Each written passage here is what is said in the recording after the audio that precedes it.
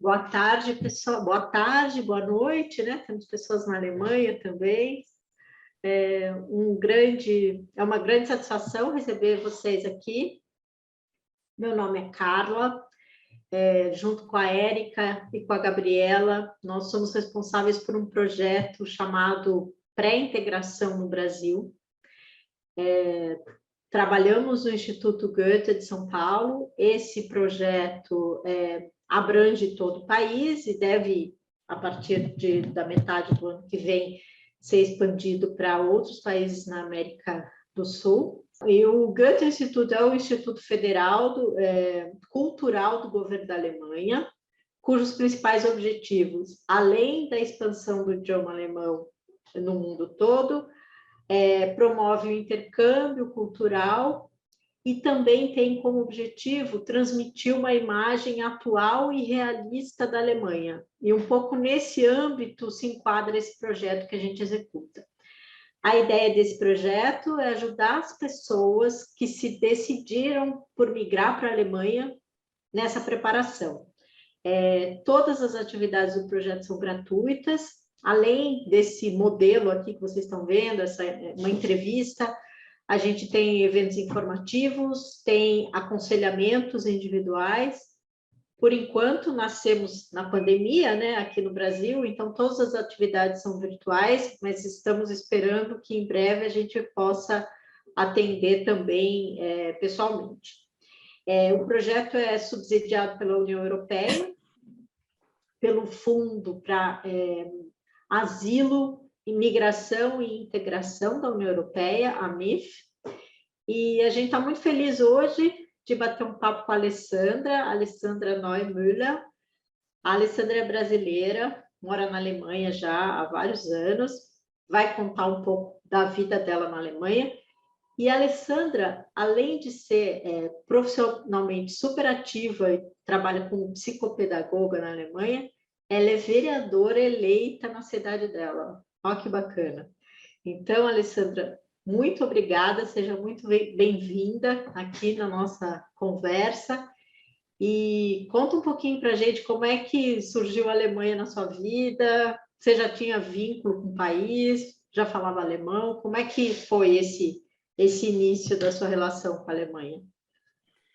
Primeiramente, gostaria de desejar boa tarde para o pessoal, boa noite para os que estão aqui na Alemanha, e pode ser que no meio dessa conversa eu comece a falar alemão, vocês me desculpem, porque meu português está meio travado, e pode ser também que eu comece a falar mineiro, por favor, levante a mão, viu? Ok? Se ninguém começar a entender. Tá então.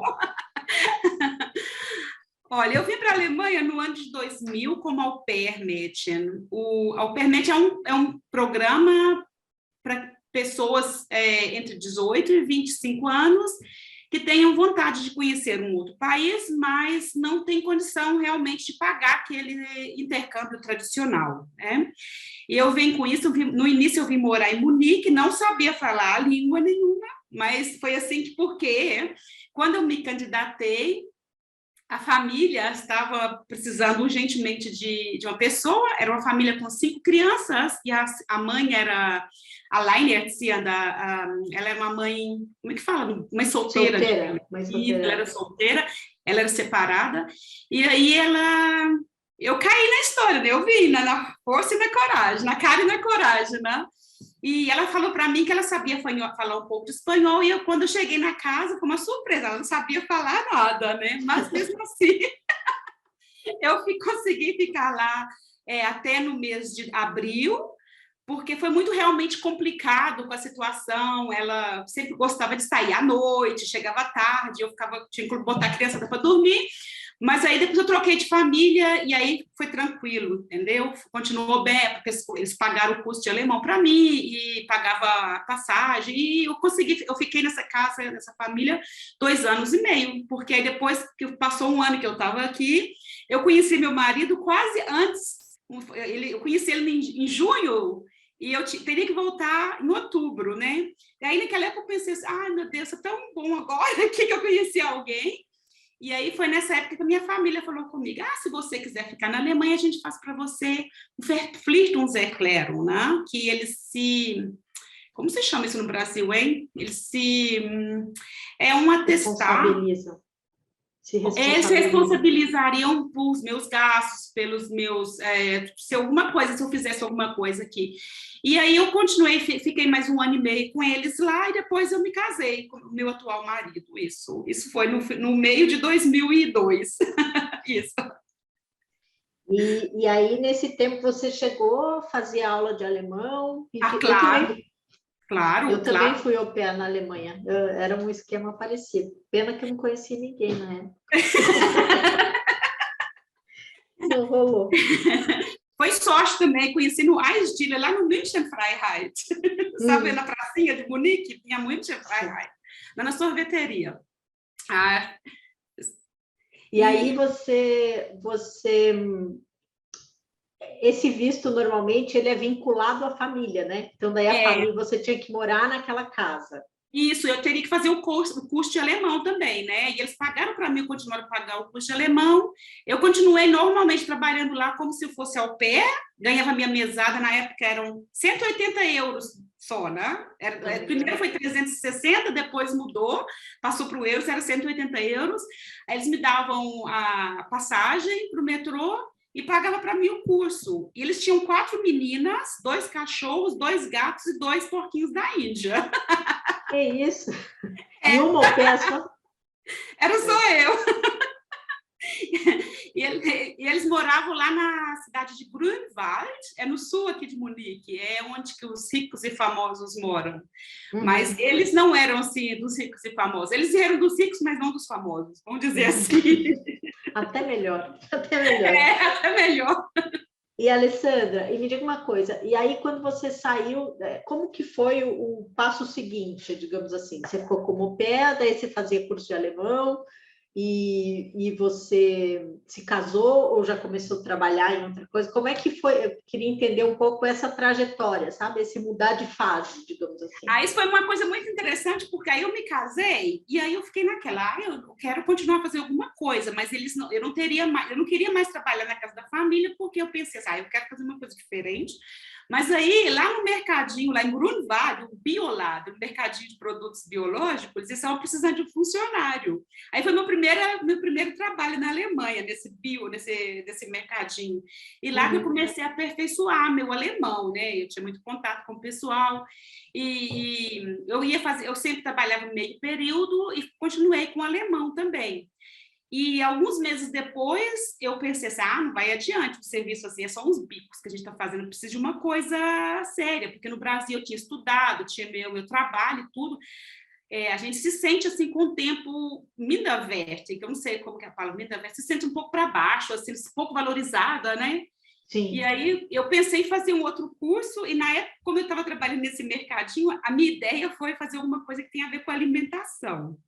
Resolvi fazer um curso, então, na Weihenstephan, pertence à Universidade Técnica de Munique, que era engenharia alimentar.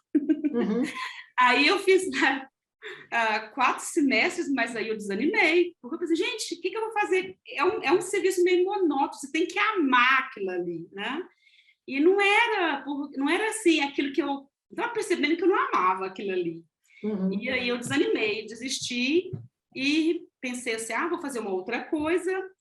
E na época era realmente difícil de conseguir um emprego igual é agora, né? Agora é bem mais fácil.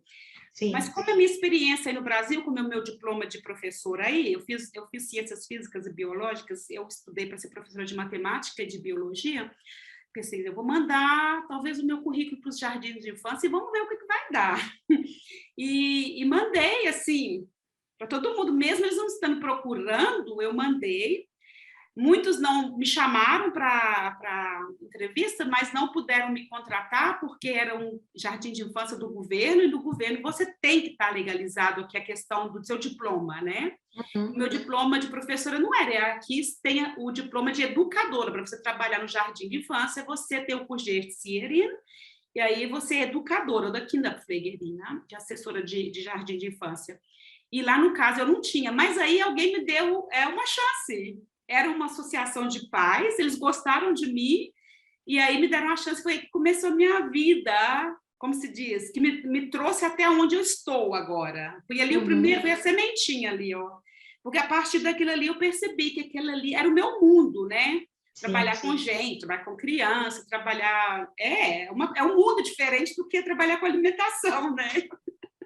É só fazer uma parte aqui. A Alessandra falou que hoje é mais fácil, né, conseguir trabalho e tudo mais. Até março de 2020, tinha uma lei que dizia que os alemães só podiam contratar um estrangeiro se provasse que só ele poderia fazer aquela tarefa, né?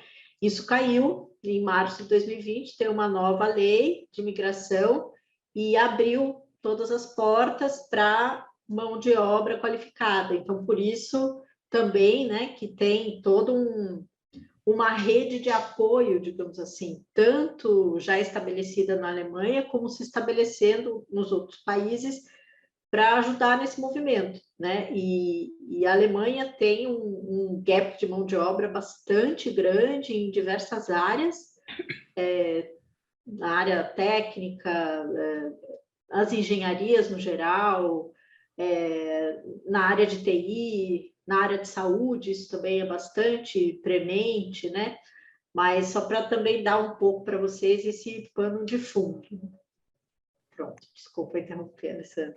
Não, bem não. Eu aproveitei para responder aqui, olha, a Jéssica, que ela perguntou assim, que ela quer fazer au pair. Isso mesmo, Jéssica, aproveita a chance e faz mesmo. Você vai gostar.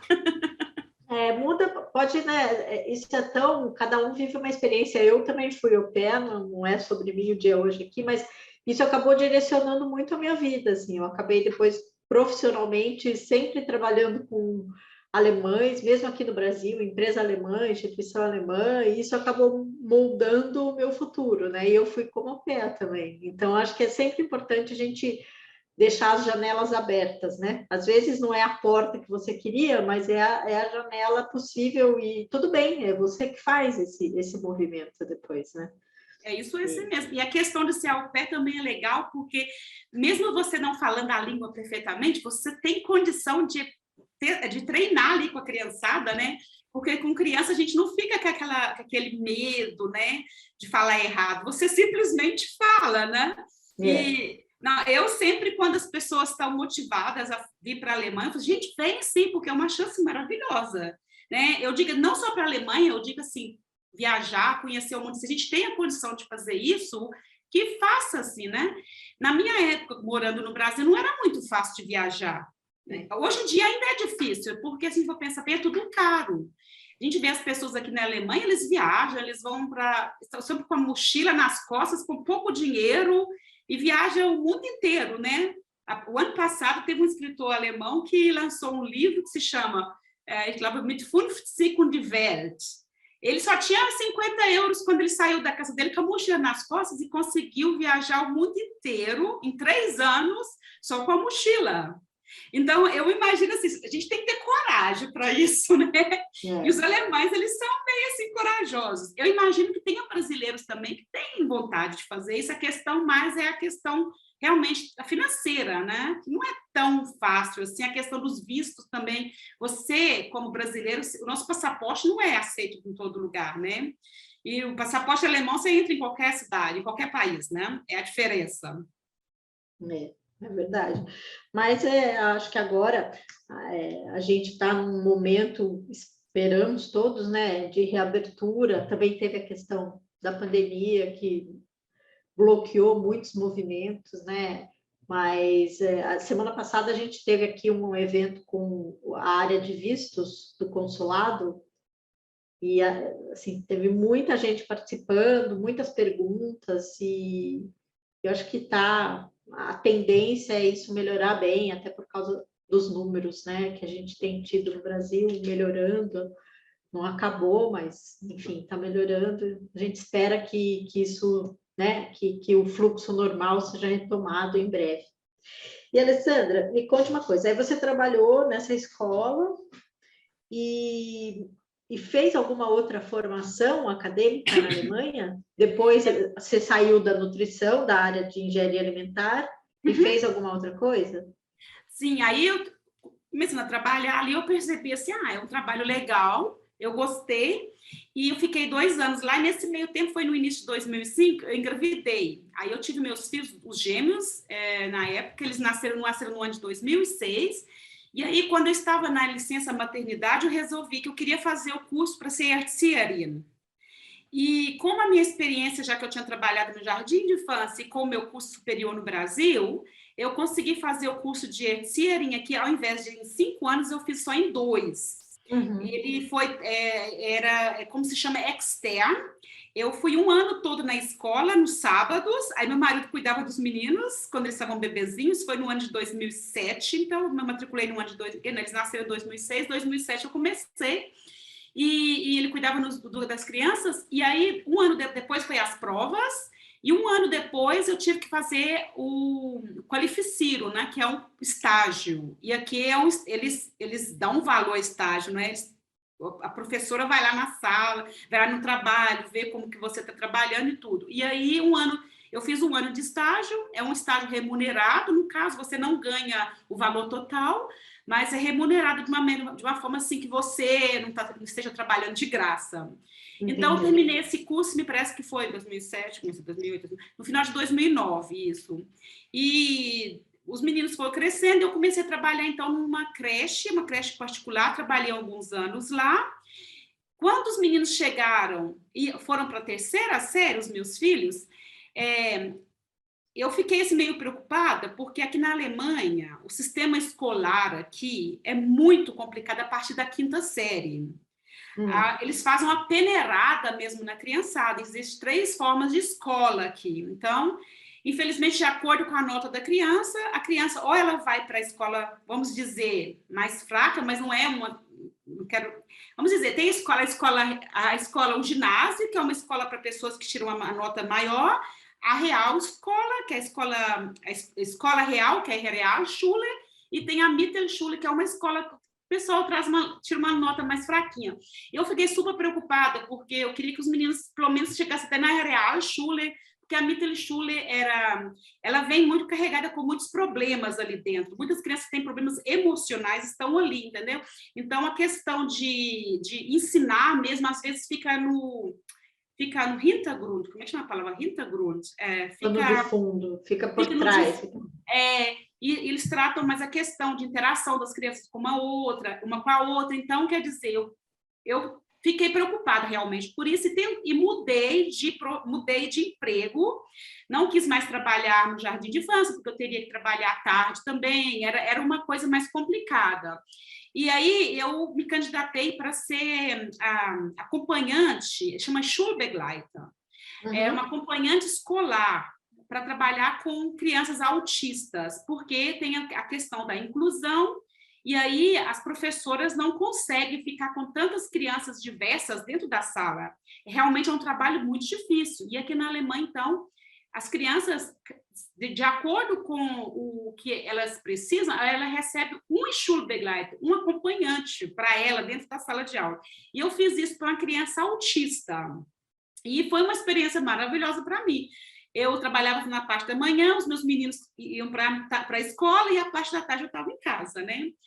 E isso fez com que eu mudasse de ser artesanaria e começasse a descobrir o que agora eu sou, a minha profissão como terapeuta da descalculia ou da psicoterapeuta, né? Porque nessa escola foi assim, as crianças com as quais eu trabalhava, elas não tinham problema de matemática. E na aula de matemática, elas conseguiam trabalhar bem tranquilamente. Só que tinha algumas crianças na sala que não conseguiam entender matemática. Então, eu comecei a me envolver com essas crianças, sabe?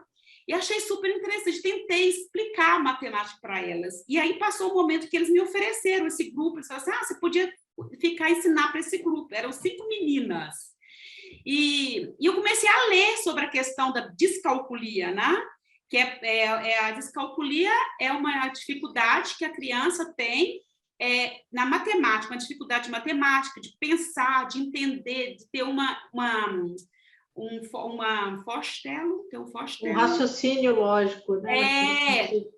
Isso, de ter uma noção também de quantidade, entendeu? 10 é muito, 10 é pouco, essa coisa. E aí foi meu primeiro contato, foi com esse grupo, e aí eu continuei trabalhando ali e resolvi fazer o curso para ser terapeuta de descalculia. Foi através disso. Aí eu fiz o Ausbildung para ser terapeuta de descalculia e abri meu consultório no ano de 2006. Não, 2016, desculpa, 2016.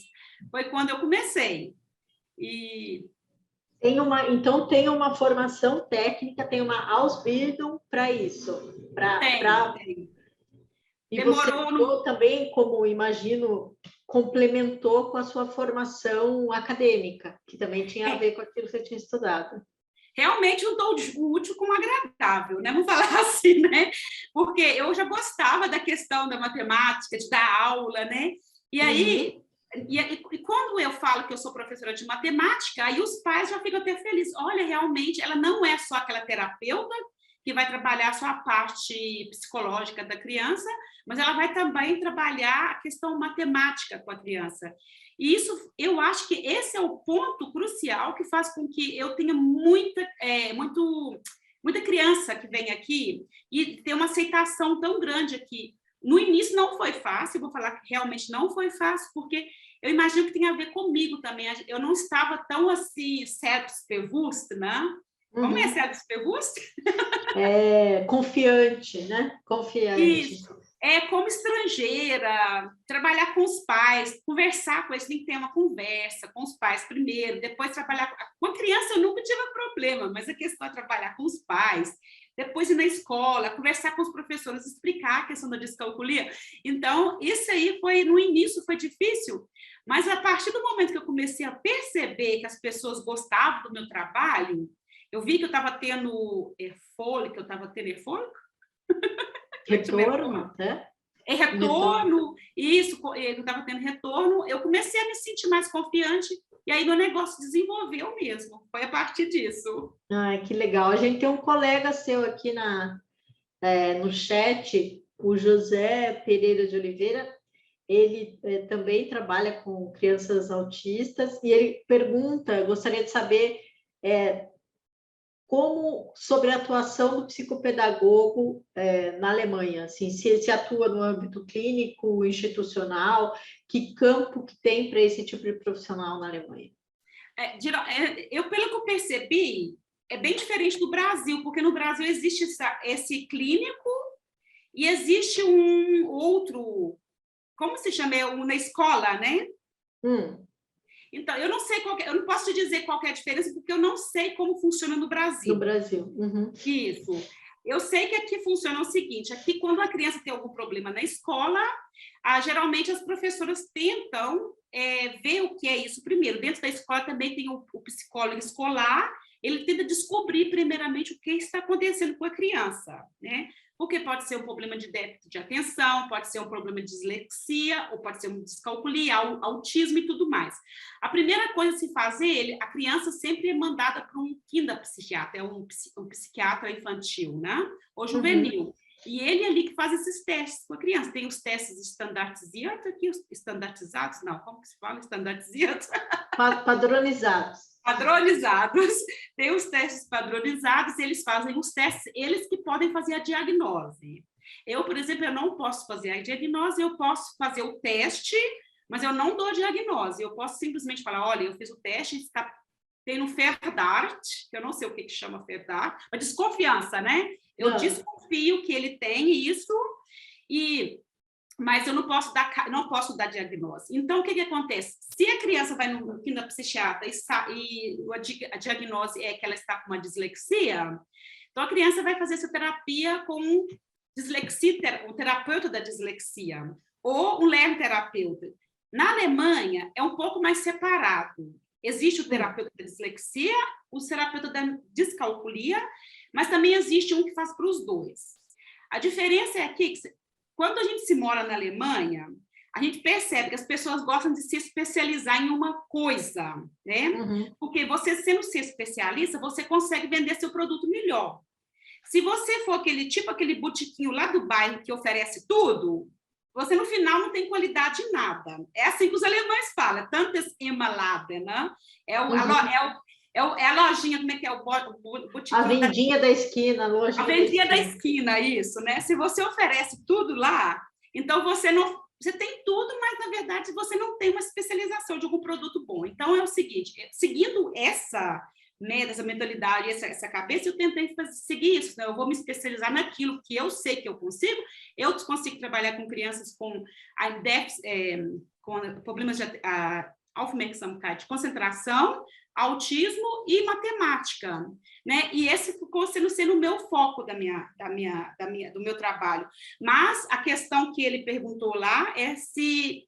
Como foi a pergunta dele mais? Realmente eu não sei mais. Peraí. Como que é a atuação do psicopedagogo na Alemanha, se atua no nível, em âmbito clínico e institucional?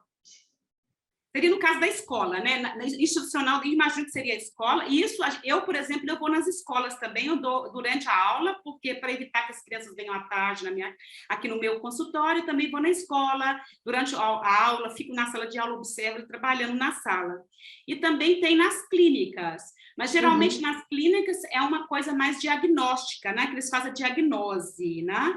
Geralmente terapia no hospital, por exemplo, quando é uma clínica psiquiatra, eles vão fazer, por exemplo, a terapia mais profunda com criança realmente que tem um problema psicossomático, uma bulimia, uma coisa mais assim nesse sentido. A questão realmente da educação, do ensino, da aprendizagem, se faz através da Lerntherapeutik, que é a questão que eu faço. Entendi. Será que deu para entender? Deu sim. Deu sim. A Ana Karine conta aqui como é no Brasil, né? Que nas escolas do Brasil a gente tem um educador especial e também tem um monitor que acompanha individualmente os alunos que têm essa demanda, né?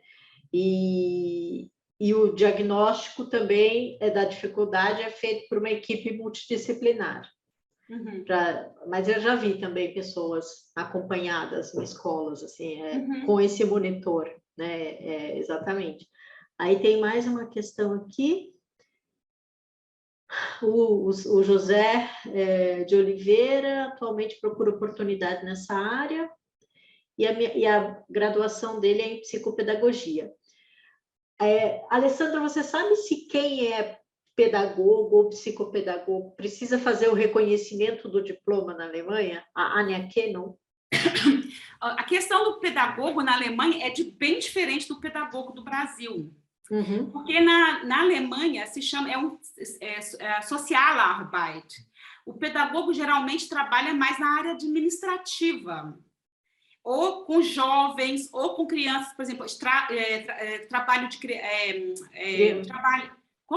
criança de rua, entendeu? Criança em situação de rua, Isso. É uma questão diferente. Não existe a questão do pedagogo trabalhando dentro do jardim de infância. No jardim de infância, por exemplo, é que se trabalha a Erzieherin, que é a educadora. Então, eu conheço várias pessoas do Brasil que já moram aqui há muito tempo, que têm esse diploma de pedagogia. Algumas conseguiram trabalho, mesmo com o diploma do Brasil. Entendeu? Só que você tem que ter na cabeça que você vai trabalhar com uma coisa que se você for conseguir um emprego no jardim de infância, por exemplo, você não vai seguir como Erzieherin, você vai ser só uma monitora ali dentro. Realmente é legal, é legal, mas você não vai fazer aquilo que você estudou no Brasil, é diferente um pouco. E se a pessoa se aperfeiçoar um pouquinho, ela consegue trabalhar no outro emprego como pedagogo aqui mesmo, sem ter necessidade de ficar fazendo reconhecimento de diploma, entendeu? Entendi. A partir do momento que você entra dentro do mercado de trabalho, você está ali, não tem que ficar fazendo reconhecimento. Entendi. Eu, por exemplo, não fiz. Não fez e você trabalha, e você atua. É que você fez a sua Ausbildung aí, né? É diferente. Você fez a sua formação técnica aí. E, Alessandra, me conte como é que você foi parar na política. Como é que foi esse caminho para você aí na Alemanha? A política aconteceu assim, como se diz, aconteceu. Não foi que eu já procurou. Eu não fui procurar isso, foi acontecendo, as coisas foram acontecendo na minha vida. Uma amiga minha, que já era vereadora aqui na Alemanha, ela Assim, eu sempre me envolvi, vou começar assim, eu sempre estava aqui na minha cidade, onde que eu moro, aqui em Marco Schwab, eu sempre estava envolvida na sociedade, sabe? Se tinha lá uma festinha, eu estava lá, ajudava a organizar, na escola, colegiada, essas coisas de escola, assim, jardim de infância, futebol dos meus meninos, eu estava sempre presente ali. E as pessoas começaram a me conhecer, né? E por eu ser brasileira, vamos falar a verdade, gente, a gente aqui na Alemanha, o brasileiro é muito querido. Mas o pessoal aqui é uma das nacionalidades que eles mais amam, eles amam mesmo. A gente fala que é Brasil, aí eles já abrem aquele sorriso assim, e é positivo belada, que meu marido fala, positivo belada, é uma coisa belada, nem sei, carregada de positividade, uma coisa assim, né? Uhum. E aí, isso assim, chegando aqui na Alemanha, na minha rocinha, onde que eu moro, né? Eu falo rocinha, mas 15 mil habitantes, 20 quilômetros de Munique, sei lá, eu sempre estava batendo papo, conversando com o pessoal começou a guardar, aquela lei é a brasileira mãe dos gêmeos, né? Eles me chamam sempre assim, aquela brasileira mãe dos gêmeos. E aí, me parece, a questão foi assim, a minha amiga, que era do partido CSU, que é o partido da Merkel, no ano de 2006, ela me perguntou se eu não teria vontade de participar do grupinho que tinha aqui de mulheres do partido dela. Eu disse, claro, legal, vou participar sim. E comecei a participar daquilo ali e participei até o final de 2017, eu achava legal. Eles participavam da feirinha, a gente vendia produtos lá e depois doava para os hospitais, para as creches, o dinheiro que a gente arrecadava, né? É quase uma atividade social, digamos assim. É atividade social mesmo, é tudo atividade social. Você fazia os biscoitinhos de Natal em casa, por exemplo, chegava na feirinha, a gente vendia esses biscoitinhos de Natal, e depois o dinheiro a gente dava para alguma organização que estivesse precisando. Mas aí, eu estava adorando. Só que aí chegou 2017, o nosso Horst Seehofer, que na época era o ministro lá das Relações Exteriores, ele foi a época que chegou muitos migrantes na Alemanha, em 2015, 2016, 2017, foi a crise migratória aqui. O Seehofer vai e fala que os migrantes são a mãe de todos os problemas da Alemanha. Falou assim. Isso aí me deixou muito assim, angustiada, me deixou triste, porque eu pensei, gente, eu tento fazer aqui, eu conheço tanto migrantes que estão aqui, os migrantes estão aqui, tudo que eu conheço, gente, está todo mundo lutando, tentando mudar as coisas. A gente paga imposto aqui, né? Sim. Os migrantes que eu conheço têm firma, por exemplo, a minha amiga que está aqui, olha, tem uma firma, a Alzira. Então, quer dizer, as pessoas estão lutando, estão correndo atrás, não tem ninguém vivendo nas custas do governo, igual ele está falando, né? Ou está fazendo só problema. E aí eu resolvi que eu não queria mais participar, porque era o partido dele, né? Era o CSU, era o partido dele. Aí eu saí e fiquei desanimada.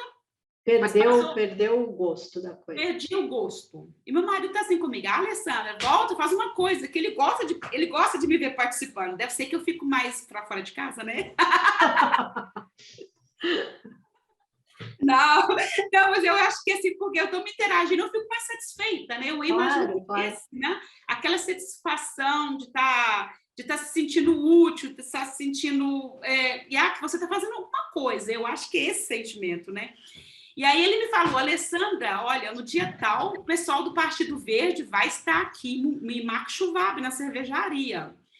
E por que você não vai lá, de repente, é seu partido? Eu acho que esse partido combina com você. E na época eu estava meio indecisa se eu podia ir para o SPD, assim, sabe? O SPD é o Partido Social aqui. Fiquei na dúvida, será que eu vou para o SPD? Fiquei naquela questão, SPD ou do Grüne? Mas aí eu participei desse evento. Quem estava lá? A nossa candidata, que foi a candidata a presidente agora, a Anabela Baerbock, estava lá, de pé lá no cantinho, sabe? Não tinha sistema de segurança nem nada, não. A gente podia conversar com todo mundo. Aí eu me sentei numa mesa, e nessa mesa o terceiro prefeito de Marco Schwab, porque aqui na Alemanha existe até o terceiro prefeito, né? Quanto mais gente ali dentro, melhor para trabalhar de graça, né? Na política. E ele perguntou, ele ficou assim me achando interessante, né? Assim, quem que é essa? Me perguntou, quem que é você? Eu falei assim, eu sou Alessandra, onde você mora? Marco Schwab, E o que você faz? Por que você está aqui hoje? E aí ele falou que ele era o terceiro burgomestre, que eu não conhecia ele como terceiro burgomestre, eu sempre vi ele na rua, mas não sabia que era. Né? Ele me perguntou se eu queria participar da reunião do Partido Verde, eu não queria olhar lá, dar uma olhadinha. Aí eu fui lá, realmente, na terça-feira, e aí, gente, foi muito engraçado, porque É assim, como se eu falo assim, que as vários são Shrek, né? Além disso, é Shrek de Leute, so, né? Igual eu mesmo, assim, né? Cada um com seu jeito de ser diferente. Não é aquele pessoal só passadinho, certinho, não, sabe?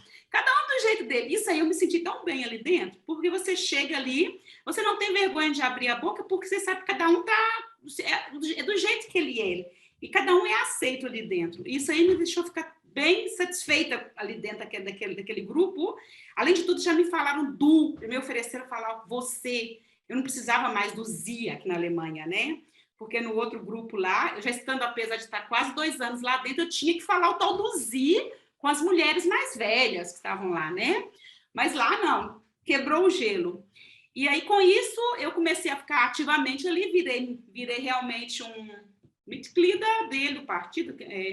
Membro do partido, isso. E quando foi a época das eleições, um pouco antes, eles já estavam querendo saber quem vai participar da lista, quem vai entrar para a política, quem quer participar, mas eu não sabia ainda não se eu queria, porque com 2 filhos, com trabalho e tudo, seria realmente uma coisa muito pesada. Fiquei preocupada. Mas aí meu marido ficou me motivando. Faz sim, vai. E meu pai também lá no Brasil, porque ele já veio 2 vezes aqui. Aí, toda vez que eu andava na rua, eu tô assim, oi. Aí meu pai, tem que virar vereadora aqui, ué. Porque ele achava muito engraçado, que todo mundo me cumprimentava e me conhecia, né? E aí a partir do momento que meu marido disse, Alessandra, participa assim, a gente dá um jeito. E aí eu criei coragem para participar e me candidatar. É isso que foi assim, Alice. Você mencionou a lista, eu sei que é um assunto complexo, mas você consegue explicar para a gente, assim, rapidinho, as principais diferenças do sistema eleitoral da Alemanha para o Brasil? Como é que é essa lista? Como é que se dá essa construção? Só para a gente ficar na mesma página aqui. Olha, para essa lista é o seguinte, em cada cidade, por exemplo, vamos falar para o Max Schwab para ficar mais claro. Max Schwab tem 25 cadeiras para vereadores, 24 cadeiras para vereadores. Significa que cada partido pode colocar 24 pessoas na lista, 24 candidatos, né? É claro que não vai ser um partido que vai governar ali dentro, porque ninguém consegue encher só essa lista, né? E quer dizer, você, como eleitora, você pode votar ou no partido, nessa lista do Partido Verde, ou do Partido CSU, ou do SPD, patatá. Você pode votar ou nessa lista, ou você vota nos candidatos que estão na lista, tá? E aí, no caso, como que se dá a contação dos votos? Quando você vota na lista e você vota no candidato do partido, esses votos vão ser contados e, no final, se faz um balanço qual partido teve o maior número de votos. De acordo com o número de votos que o partido teve, existe uma fórmula muito complicada aqui, se define o número de lugares que esse partido vai ter na Câmara, dentro da Câmara. Entendeu?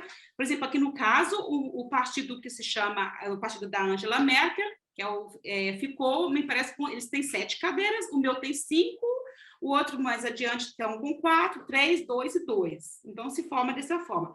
Mas, para você virar vereador, significa o seguinte, a pessoa votou no seu partido tem 5 cadeiras, e as pessoas mais bem votadas nessa lista, com o maior número de votos, que entram mesmo para a Câmara Municipal, que se tornam vereadores. Ou seja, existe um voto na lista e um voto nas pessoas da lista. Isso, mais ou menos assim. Tem outros detalhes, é mais ou menos assim, no geral, no grosso falando, é assim. E tem outros estrangeiros, vereadores também na sua cidade, ou você é a única?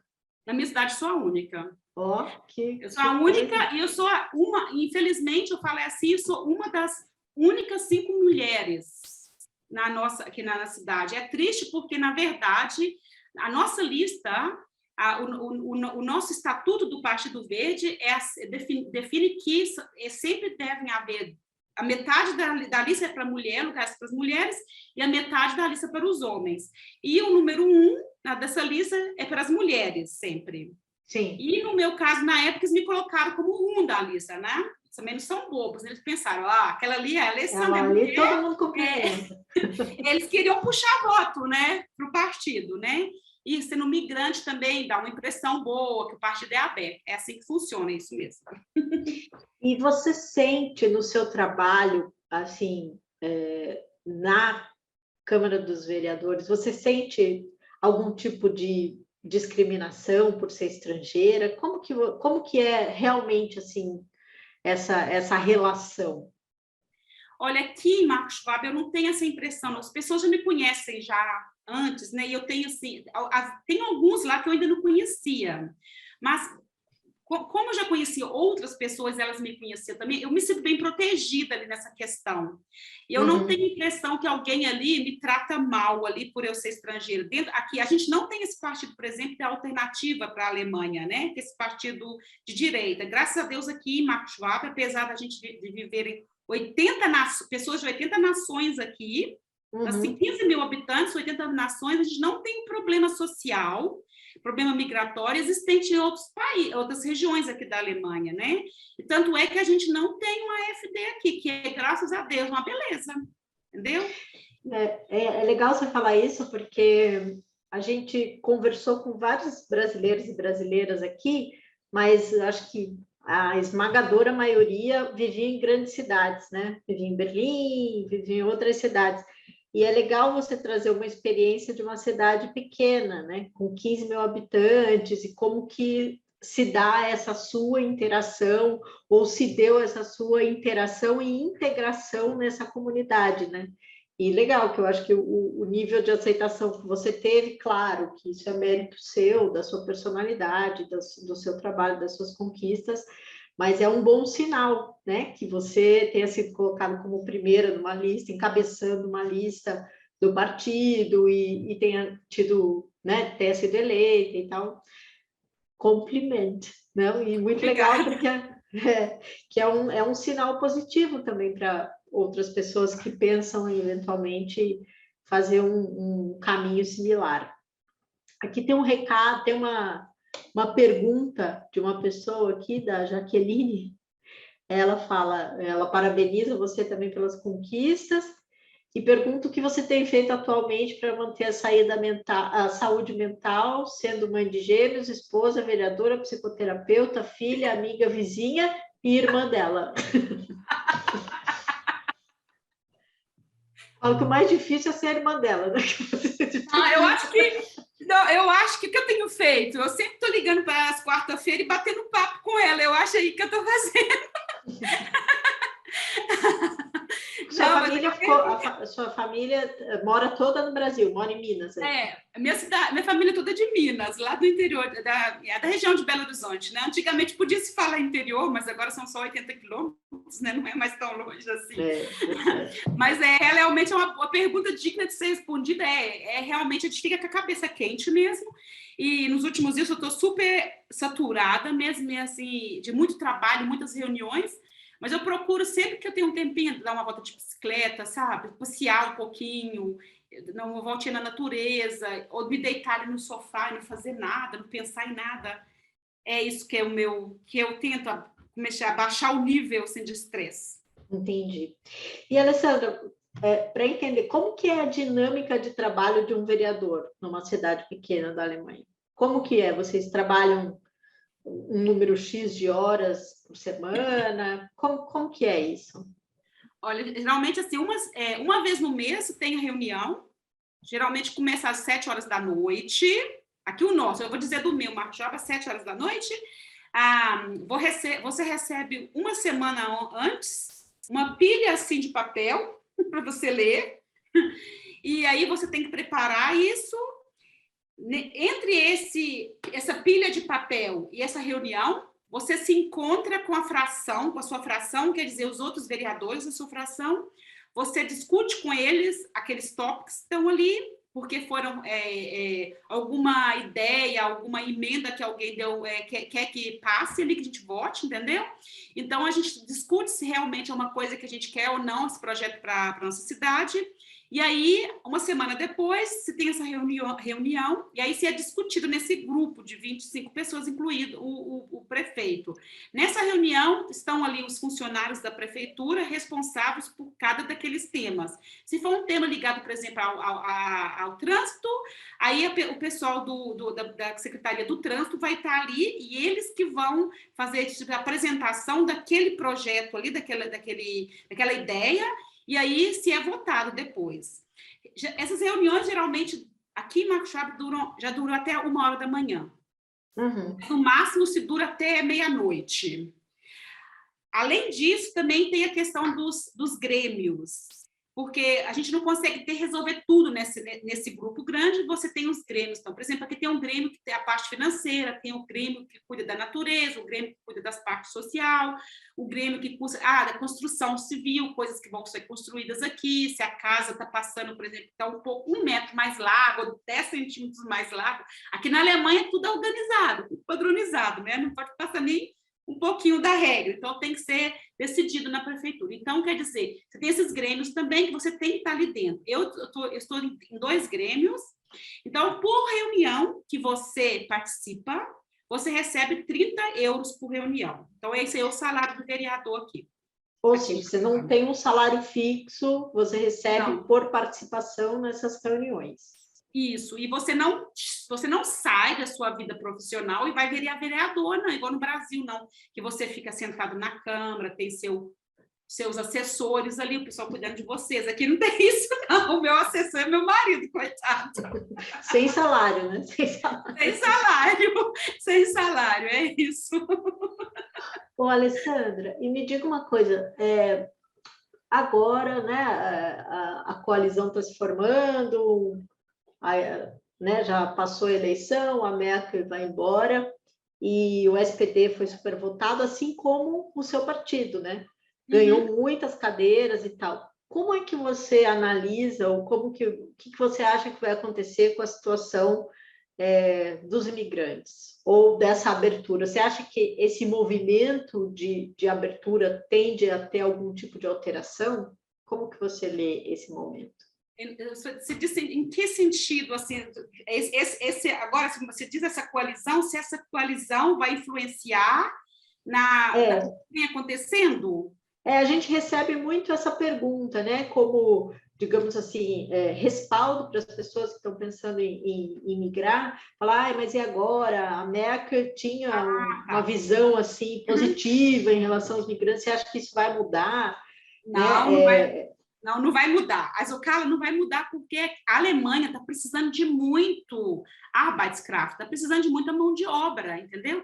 Então, não tem como eles sonharem e acabar com isso. Pelo contrário, eles vão tentar melhorar essa política migratória, melhorando esse modelo, né? Por exemplo, fazendo um modelo mais parecido, por exemplo, com o Canadá, Estados Unidos, porque aqui, na verdade, não se tem um programa assim que motiva as pessoas a virem para cá. Né? Agora que está essa falta de mão de obra, que eles estão todos desesperados, né? Por exemplo, eu até pesquisei aqui, olha, no ano passado, até o ano final de 2020, estava faltando 86 mil profissionais na área de IT, ou da TI, que chama aí, né? Técnica informática, isso. Estava faltando 86 mil pessoas. Na área de enfermagem, na área para trabalhar de idosos, até o ano de 2035 vai estar faltando 300 mil pessoas aqui.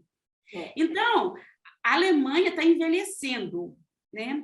Essa que eles falaram, Geburtstagsjahr, quer dizer que é o ano que nasceu muita gente, na era dos anos 60, foi quando nasceu muitas pessoas. As pessoas estão indo agora, estão se aposentando. E o que está acontecendo? Depois nasceu muita gente igual nessa época. Então, essas pessoas que estão se aposentando estão deixando ali, olha, muito lugar livre. Então, a Alemanha não vai conseguir sobreviver se não vier imigrantes para cá. O SPD e o Grüne, eles são tudo pró-migrante, então não vai mudar, vai melhorar, eu imagino, sabe? É claro que, agora eu tenho que falar uma coisa, não sei se vocês estão acompanhando a questão que está acontecendo agora com a Rússia, ali na Polônia, o Timoshenko, que ele está mandando, como se diz, ele está provocando a Europa com os migrantes, né? eu não vou dizer que ele está trazendo os migrantes para a fronteira, mas todo dia que a gente vê na televisão, a situação está piorando ali, sabe? São muitos migrantes vindo da Síria, vindo do Afeganistão, que estão ali vivendo na floresta e que estão querendo vir para a Europa, mas só que a Polônia não deixa eles passarem, entendeu? Então, quer dizer, eu imagino, ou pelo que eu estou ouvindo, vai recomeçar uma crise migratória aqui na Alemanha. Mas eu acho que não tem nada a ver com essa questão de migrantes, por exemplo, do Brasil, que querem vir para cá. É um outro entendeu? É um outro sentido, porque os que vêm do Brasil para cá, eles já vêm com um Hintergrund, eles já trazem uma profissão, já está especializado, entendeu? E os que geralmente vêm lá desses países, eles estão querendo sobreviver, então é uma coisa diferente, entendeu? Então, pessoal, se vocês querem vir, venham, não vai ter problema. A gente identifica bastante, até pelo perfil das pessoas que procuram orientação e tal, é completamente diferente. Esse projeto, ele existe em vários países do mundo, né? E aí, os nossos colegas lidam com situação de asilo político, de pessoas... Me fugiu a palavra agora, Flüchtlinge. Não, mas em português fugiu. Refugiados, okay. Exatamente. Então, que não é uma realidade nossa, né? A despeito, né, também do momento de crise que a gente passa, econômica, política, enfim, mas é uma outra dimensão, né? A gente lida com dimensões distintas, assim. Uhum. Mas é muito legal, assim, muito interessante entender, né, do ponto de vista de alguém que vivencia isso, assim, não só como na sua experiência pessoal, mas também, né, tá inserida nesse contexto político. É legal e importante que você nos dê a sua visão, e que é muito mais realista do que, né, coisas que a gente lê por aqui e tal. E tem, claro, a gente sabe, não só em toda a Europa ou no mundo todo, né, um movimento forte de extrema-direita, mas aí, assim, é um sentimento, uma ideia, assim, que eu acho que é muito mais difícil essa extrema-direita se estabelecer na Alemanha, em comparação com outros países, porque por causa do histórico, né? Por causa das coisas que já foram vividas e que essa sociedade já digeriu de alguma maneira. É lógico que você não consegue controlar tudo, mas que uma extrema-direita tão segregatória se estabeleça, eu acho pouco provável, assim, na Alemanha. Não, mas uma coisa que tem aqui na Alemanha, que é muito interessante, que eu queria dar até uma explicada, tem um programa especial aqui na Alemanha que se chama Bundesfreiwilligendienst, porque para o pessoal que de repente está com vontade de vir para a Alemanha, mas não tem, por exemplo, não é formado em IT, não é formado como enfermeiro, assim, você tem a condição, quem estiver ouvindo, olha, de vir como BUFT, que é esse Bundesfreiwilligendienst, não tem idade, qualquer um pode vir, mas o que você tem que saber, pelo menos, ter um nível de B1 de alemão. O que você vai trabalhar? Você vai poder trabalhar num orfanato, você vai poder trabalhar numa floresta, você vai poder trabalhar num Werkstoffhof, que é, por exemplo, uma Recyclinghof, como se chama isso aí no Brasil? Então, são várias formas. As pessoas podem escolher o lugar que elas querem se sobressair ali, entendeu? Então, eu acho isso aí que merece ser falado sobre isso, porque eu sei que tem gente no Brasil que não teve condição de estudar um IT ou enfermeiro, mas que tem vontade de vir para cá. Então, que podem se candidatar, assim, porque eu sei que todo lugar está precisando, principalmente no Pflege, né? Que é a seção de cuidar de criança, cuidar de idosos, cuidar de animais, por exemplo, no zoológico, essas coisas assim. E me parece que é 1 ano, ou até 2 anos que a pessoa pode ficar, mas já é um início, entendeu? A pessoa, quando está aqui, depois as portas se abrem. As portas se abrem. Mas o que eu não indico, pessoal, é vir para cá ilegal. Porque ilegal é muito triste. Você sofre aqui. Para começar, você não tem um plano de saúde. Para conversar, você vai ser explorado aqui, principalmente por outros estrangeiros que já estão aqui. Aí prometem para você, você vem, você mora comigo, aí você trabalha comigo aqui no meu restaurante ou na minha sorveteria. Então, a gente sabe a questão, como que as pessoas vão ser exploradas ali e não tem como buscar ajuda, né? Porque é aquele medo que está ali. A pessoa fica doente, né? Como que faz? Não tem um plano de saúde. Entendeu? Desculpa, pode falar. Não, pode continuar. Não, é assim, e qual que é, assim, a gente sempre orienta também, que é muito, muito importante, qual que é a chave para não cair nesse tipo de situação? O idioma. É muito importante, porque eu mesma, sei lá, outro dia também conversei com uma moça que ela era formada em dança numa universidade federal aqui no Brasil, né? Tinha uma formação universitária e tal. E ela acabou indo para a Alemanha, assim, numa coisa curta, dançando, e ela ficou meio que refém de um cara que tinha uma companhia de dança por 14 anos. E ela não falava alemão. Isso só mudou porque o cara também dificultava que o grupo de mulheres aprendesse alemão, enfim. O idioma é muito importante, né, porque faz com que você ganhe uma autonomia, né, e consiga se defender desse tipo de situação. A gente já conversou com várias pessoas aqui que contam os seus... Foi como estudante, aí conseguiu um visto de trabalho, né? Essa mobilidade, quando você está, é possível, né? Agora, a gente também corrobora o que diz a Alessandra, porque ilegal é muito complicado. Você não tem acesso, e hoje em dia, até por conta desse gap de mão de obra, existe uma rede de apoio muito grande. Então, e você, como ilegal, não tem acesso praticamente a essa rede de apoio, né? Legalizado, com visto, você consegue várias coisas, desde fazer curso de alemão, curso de integração, que é de alemão e cultura, sem custo, até tem uma série de respaldos que são oferecidos, e se você está ilegal, você não consegue ter acesso, né? É bem isso mesmo, né?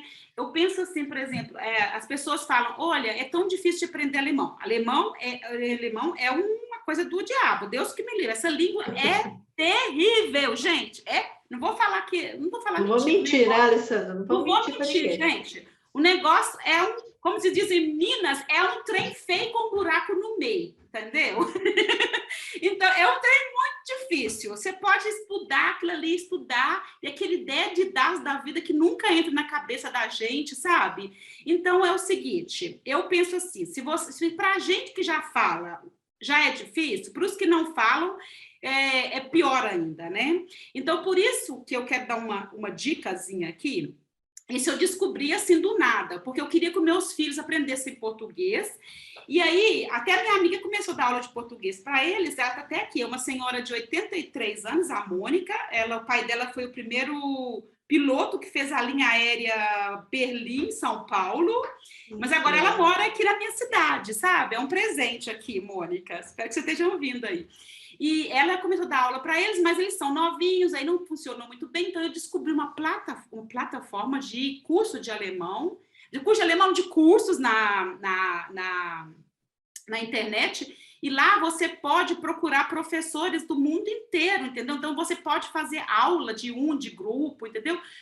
Não é como antigamente, que você só tinha lá o Instituto Luciana Lana ou CCAA, não, sabe? Você pode hoje em dia fazer tudo online. Entendeu? Eu não vou falar o nome da plataforma aqui, porque eles me pagaram para falar isso, entendeu?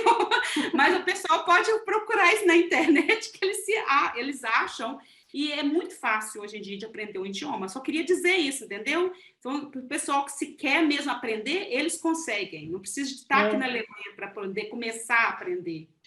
E existem muitas plataformas ou muitas possibilidades de aprender de graça também, né? A gente mesmo, no âmbito do projeto, tem umas ferramentas e as pessoas podem começar, talvez em algum momento ela vai precisar de um respaldo mais especializado, de um professor, de um curso mais estruturado, mas é possível aprender ou começar essa aprendizagem, esse caminho, né, através dessas ferramentas.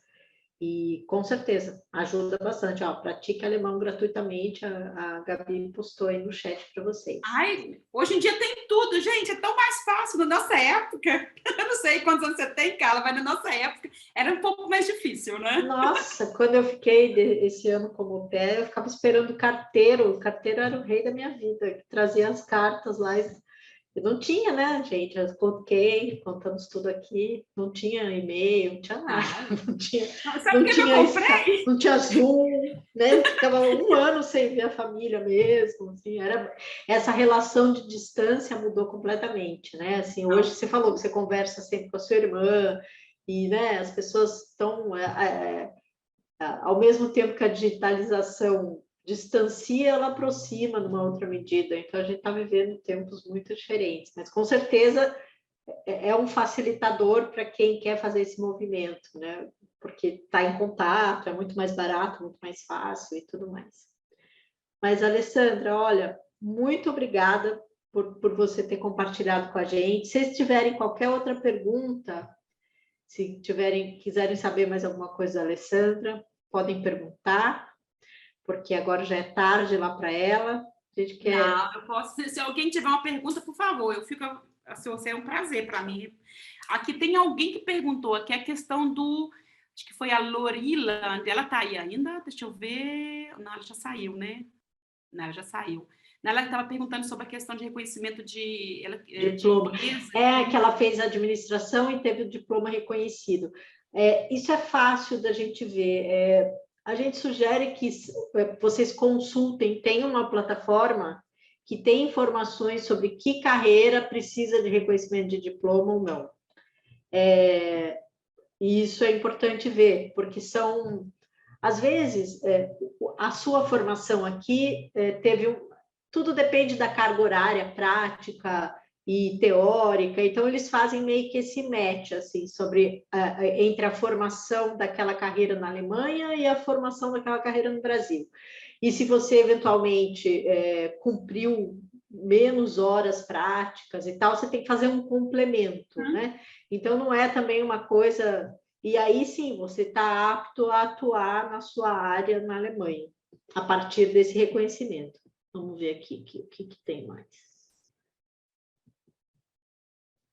Tem alguma questão? Querem destacar alguma coisa? Érica, Gabi, do chat? Eu ia perguntar, Alessandra, eu tive a impressão de ter visto no chat mais informações sobre o Bundesfreiwilligendienst. As pessoas podem consultar um site que é bundesfreiwilligendienst.de. Lá tem mais informações sobre isso. Isso. Lá, oficialmente. A Gabriela postou aqui, né? Isso, a Gabi postou o link. É um programa de voluntariado, né? É um programa que você pode se candidatar. Os alemães, os europeus, via de regra, fazem isso entre o ensino médio e a faculdade, via de regra, mas não tem um limite, como disse a Alessandra. Então, isso até agrega muito para a vida, não só abre portas, abre a cabeça, né? Às vezes, você sair nessa fase da vida ainda não se deparou com situações fora da sua zona de conforto, então realmente é uma coisa muito bacana e é possível fazer. E aí você pode se inscrever para trabalhar em projetos com os quais você tem afinidade. Tem gente que tem afinidade para trabalhar com idosos, outros com crianças, outros com o meio ambiente, como ela disse. Então, é um programa que vale a pena consultar. E o PEA também. O PEA-mente é um outro programa que você e também é importante dizer assim, que na Alemanha a perspectiva dessa pessoa ajudando na casa é diferente daquela que a gente tem aqui, né? Assim, então eles contam, além de realmente você você não faz todo o serviço da casa, depende muito da família, mas sei lá, quando eu morei, eles tinham um filho, eu tinha que tirar ele da cama, não era fácil, mas de roupa, né? Dá banho. Ele era muito mal-humorado de manhã, mas ele tinha que ir para a escola e depois passava um aspirador na casa e aí depois fazia tarefa com ele, estudava com ele, e aí sim, eu aprendia mais que ele, provavelmente, porque ele me ensinava o alemão né? Assim, o raciocínio infantil do que é o significado daquela palavra, você nunca mais esquece, né?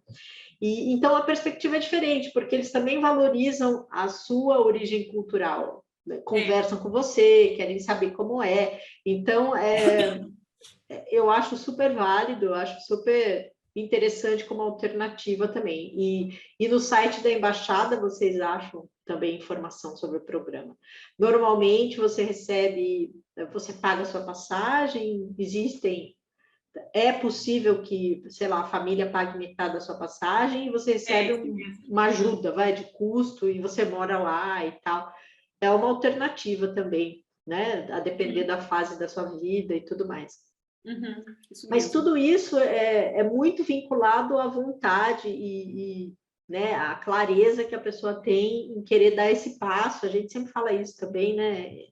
É importante ter isso bem firme, porque, bem ou mal, é um movimento de vida, né? Assim, e como qualquer movimento dessa dimensão, traz suas compensações, mas traz suas dificuldades também. Então, é bem importante a pessoa estar firme no propósito, para não se frustrar, né? Para seguir adiante. Né? Só vim com perseverança dos 7 Vermogen, que eles falam, né? Dos 7 Vermogen, que é a... O que é isso mesmo? Como é que chama dos 7 Vermogen? Né? Tipo assim, segurar a onda, aguentar firme. Isso, não desistir, né? Isso mesmo. Exatamente. Tá joia, gente. Alessandra, muito, muito obrigada. De verdade, foi um papo super gostoso e super instrutivo também. E a gente segue à disposição de vocês. Quem tiver alguma dúvida ou quiser trocar uma ideia mais específica da sua situação, pode marcar um aconselhamento com a gente. Eu repito que as atividades do projeto são todas gratuitas e a gente pode orientar vocês nesse caminho.